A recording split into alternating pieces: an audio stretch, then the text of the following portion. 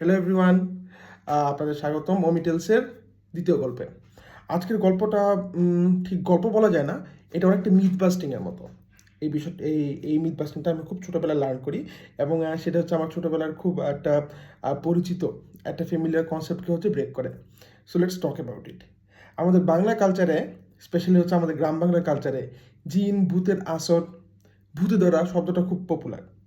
তো ছোটোবেলা যখন আমার ছোটো বয়সে বেশ 10 বছর বয়স পর্যন্ত আমি গ্রামে থাকি।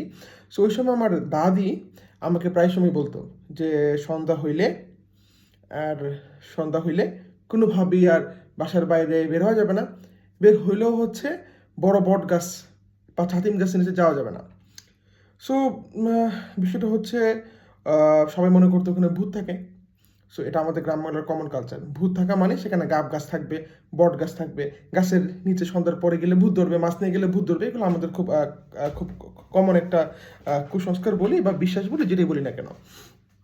হ্যাঁ, তো আমি হচ্ছে যখন একটু বড় হই, একটু নেট নিয়ে ঘাটাঘাটি শুরু করি, তখন আমি আমাদের গ্রামের একটা বট গাছ নিয়ে হচ্ছে খুব ইন্টারেস্টেড হয়ে উঠি। এরকম ছিল যে বট গাছটার নিচে খুব ইনফেমাস ছিল, দিনের বেলাতেও মানুষজন যেতে ভয় পেত।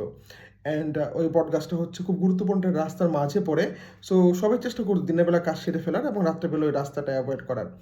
সো প্রায় সময় শোনা যেত ওই রাত্রেবেলা ওই রাস্তা দিয়ে হচ্ছে যাওয়ার সময় গাছের নিচে অনেকে হচ্ছে কিছু দেখছে, উল্টাপাল্টা দেখে হচ্ছে উল্টাপাল্টা দেখছে। তারা জ্ঞান ফেরাবার দাবি করতো ভূত এবং তারা অজ্ঞান হয়ে পড়ে গেছে দেখা মাত্রই। সো যখন এগুলো গল্প, সো যখন আমি একটু বড় হইলাম, নেট পাইলাম, ঘাটাঘাটি শুরু করলাম, তখন আমি একটা ফ্যামিলিয়ার একটা সুন্দর একটা কনসেপ্টের সাথে পরিচিত হলাম, যেটা হচ্ছে এই মিথটাকে বাস্ট করে। সো কনসেপ্ট হচ্ছে এরকম, একটা বদ্ধমূল ধারণা আমাদের ভিতর অনেকেরই আছে যে গাছ শুধুমাত্র হচ্ছে কার্বন ডাইঅক্সাইড নেয়, অক্সিজেন ছাড়ে। But that's not true. গাছ কার্বন ডাইঅক্সাইড নেয়, অক্সিজেন ছাড়ে, সেটা দিনের বেলায়। কিন্তু রাত্রেবেলায় আর পাঁচটা পশুর মতো গাছ হচ্ছে অক্সিজেন গ্রহণ করে কার্বন ডাইঅক্সাইড ছাড়ে, মানে মানুষের মতোই। অন্য কোনো অন্য কোনো পশু পাখি মানুষের মতোই সে অক্সিজেন কার্বন ডাইঅক্সাইড ছাড়ছে।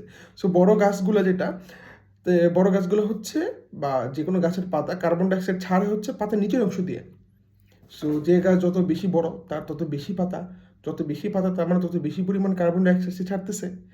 আর কার্বন ডাইঅক্সাইড বাতাস থেকে ভারী হওয়ার কারণে ওই গাছের নিচে জমে থাকতো। সো যখনই মানুষ রাত্রেবেলায় গাছের নিচে দিয়ে ক্রস করতো, তখন পর্যাপ্ত পরিমাণে অক্সিজেন পাইতো না। এরপরে তারা ভয়ে অজ্ঞান হয়ে যেত। এটা কি হচ্ছে মনে করতো তো ওই বড় গাছ দিয়ে যাওয়ার সময় ভূতে ধরে। সো এটা একটা পপুলার মিথ বাস্টিং, যেটা আমি বড় সাথে সাথে মিথটা বাস্ট হয়। অ্যান্ড আপনারা অনেকেই হয়তো জানেন, বাট যারা জানেন না তাদের জন্য থ্যাংক ইউ।